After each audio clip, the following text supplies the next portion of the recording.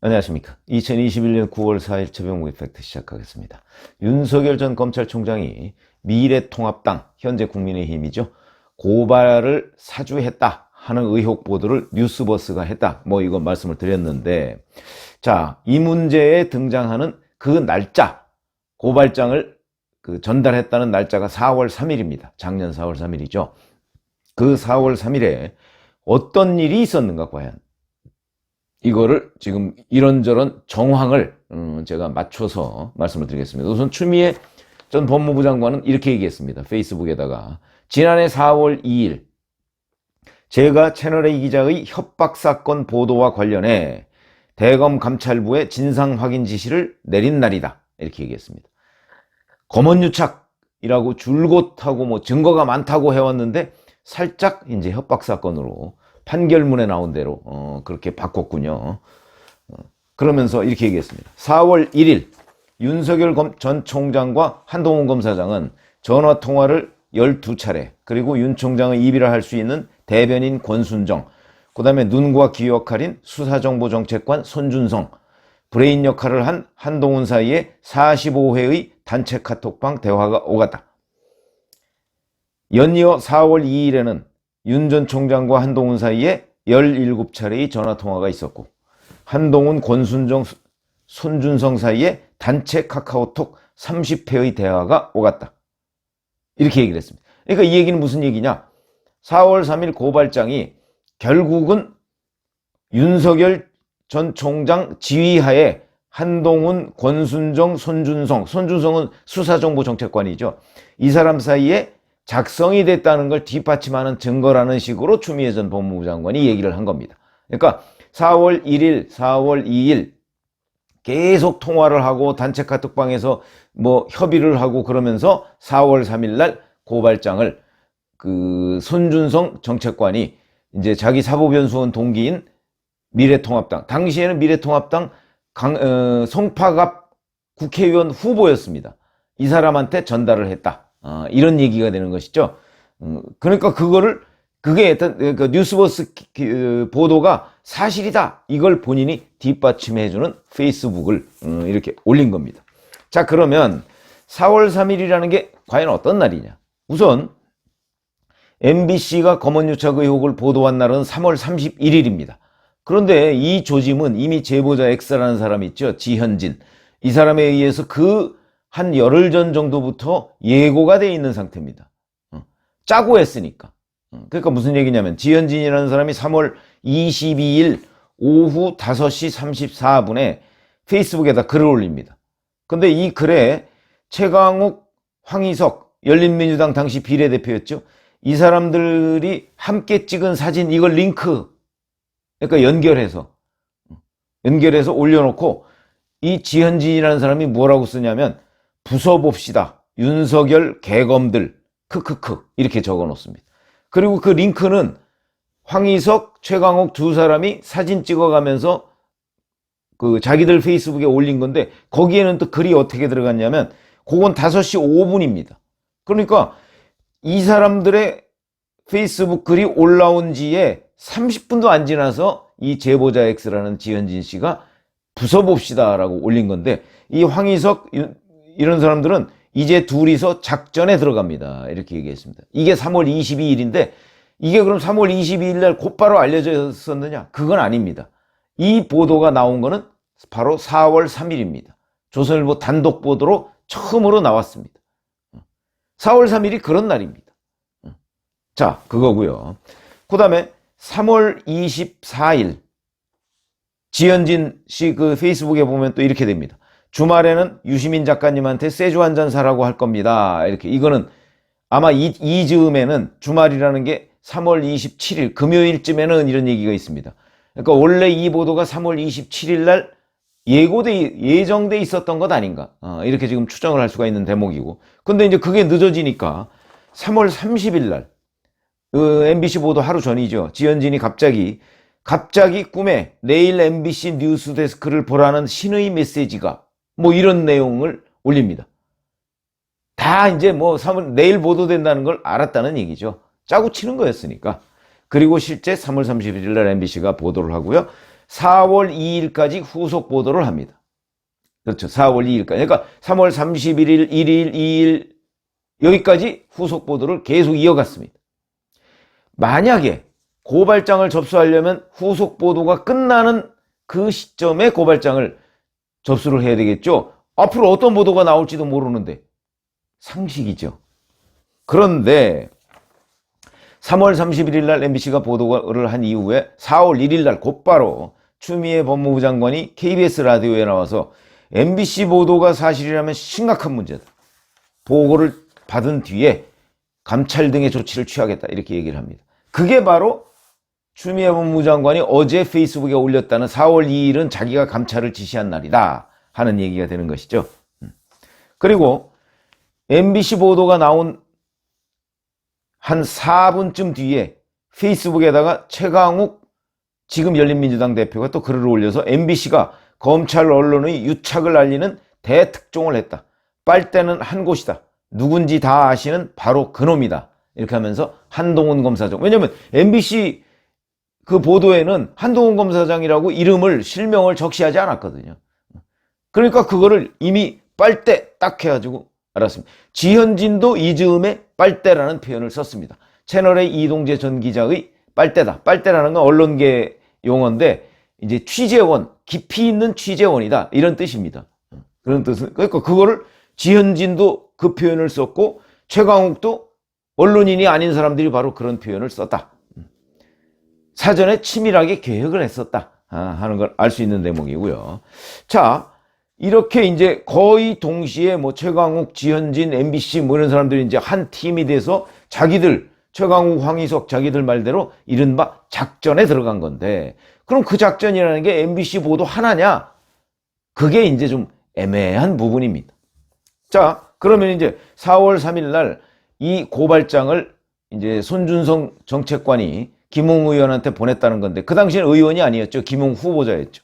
자, 우선 이걸 의문을 품어볼 수가 있습니다. 4월 3일이면 총선을 12일 앞둔, 열 이틀 앞둔 날입니다. 김웅 송파갑 후보자, 초선입니다. 지금 초선입니다. 그때는 국회의원도 아닙니다.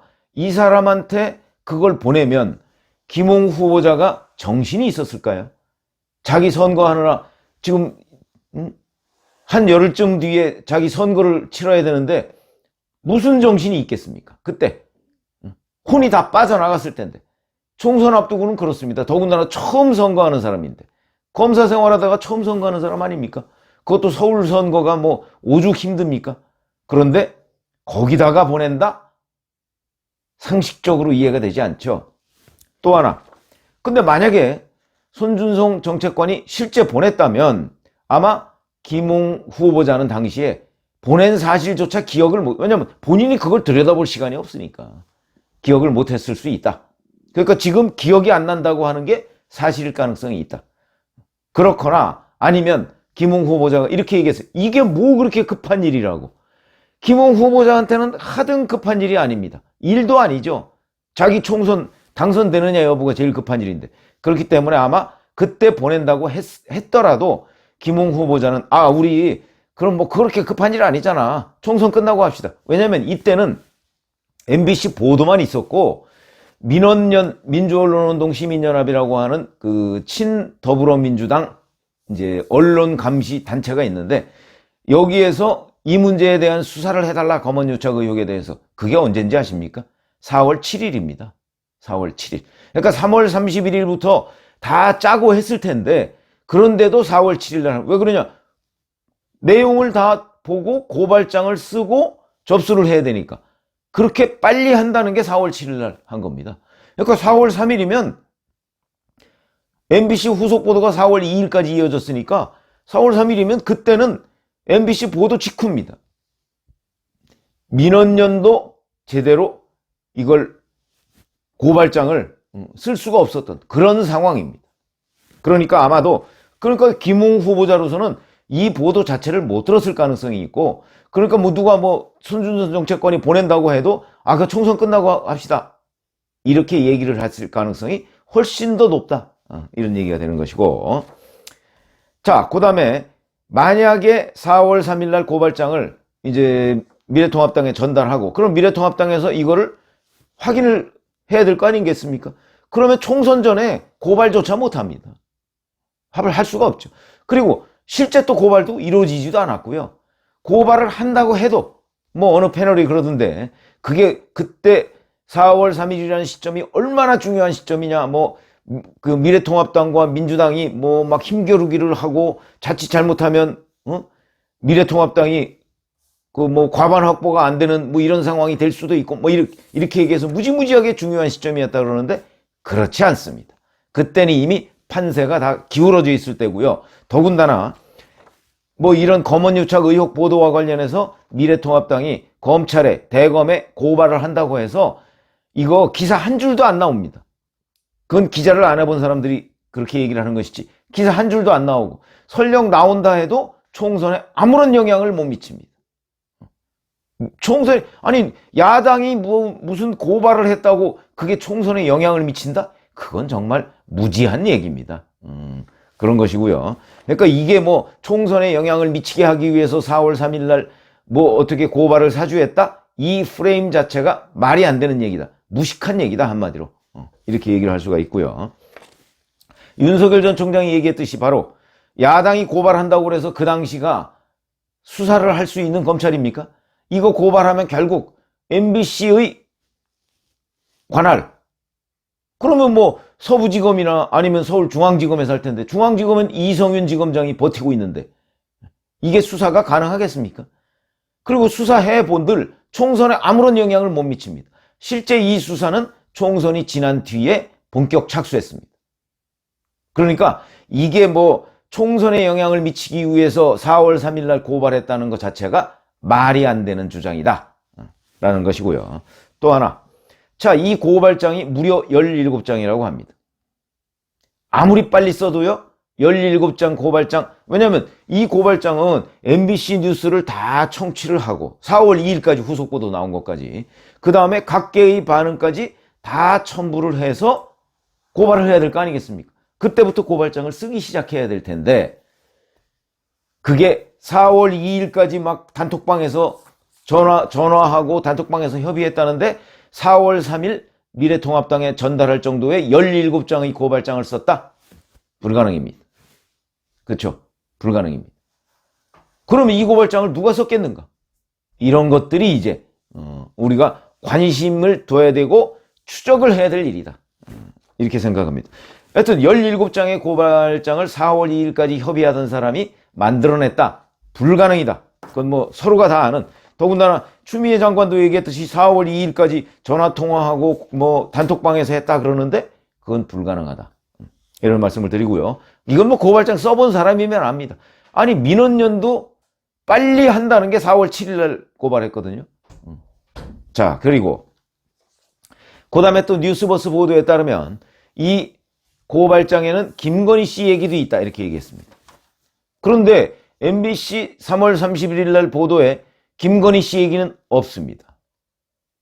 그런데 왜 김건희 씨의 주가 조작 관련한 거를 여기다 넣어서 오히려 고발을 함으로써 그 사실을 일반한테 알리거나, 물론 그전에도 알려져 있긴 했죠. 근데 굳이 왜 이거를 문제를 삼아서 오히려 도드라지게 만드느냐. 윤석열 전 총장 측으로서는 그렇게 할 이유가 없는 것이죠. 그런데 그렇게 했다고 이 고발장에는 적혀 있습니다.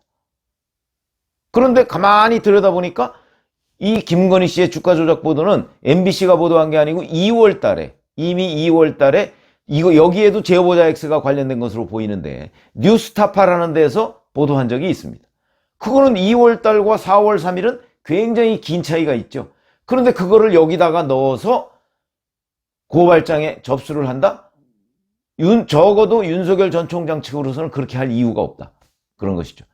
그러면은 김건희 씨 문제까지 여기다 넣었고, 그 전에 활발하게 황희석, 최강욱, 지현진, 제보자 X 이런 사람들이 활동한 정황, 이런 것까지도 보면 오히려 이 고발장은 다른 데서 준비한 것 아닌가 하는 의심을 하기에 충분하다. 왜냐하면 4월 3일이라는 이 시점에 손준성 정책관이 김웅 의원한테 그거를 고발장을 만들어서 전달할 필요성, 개연성, 그 다음에 다급성, 이런 것들이 전혀 없다는 거죠.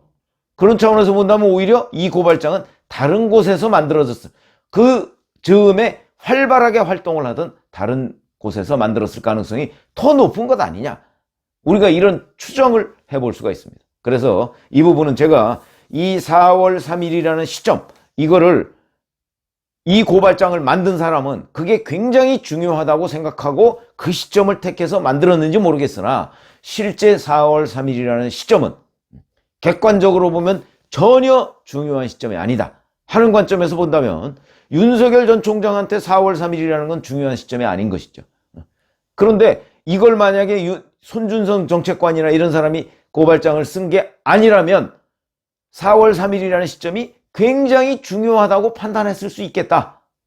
이런 생각이 들어서 자, 앞으로 이 고발장의 진위 그리고 누가 작성했는가 하는 부분도 저는 지금 의문을 제기하는 거니까 왜 그게 4월 3일이었고 4월 3일은 적어도 윤석열 전 손준성 정책관이 만들었을 것 같지는 않다 하는 그 의문을 제기하는 거고, 실제 앞으로 이런 일들은 뭐 국정조사, 윤석열 전 총장도 국정조사부터 하자 뭐 이렇게 나왔더군요. 그렇거나 아니면 지금 현재 이 검찰은 믿을 수가 없으니까 김호수 검찰은 믿을 수가 없어. 더군다나 이게 이 출처가 한동수 감찰부, 대검 감찰부일 가능성이 꽤 있거든요. 그렇게 따진다면 거기서 감찰한다는 건 더욱더 말이 안 되는 이해충돌 상황이 벌어지니까 중립적인 그 어떤 뭐 특검이나 이런 쪽에서 조사를 해서 정말 문제가 있다면 그 부분에 대한 단죄를 하면 될 것 아닌가. 그런 점에서 이 4월 3일 날 작성됐다는 이 고발장, 이것이 왜 어떤 문제를 안고 있는가 하는 부분을 제가 말씀을 드렸습니다. 감사합니다.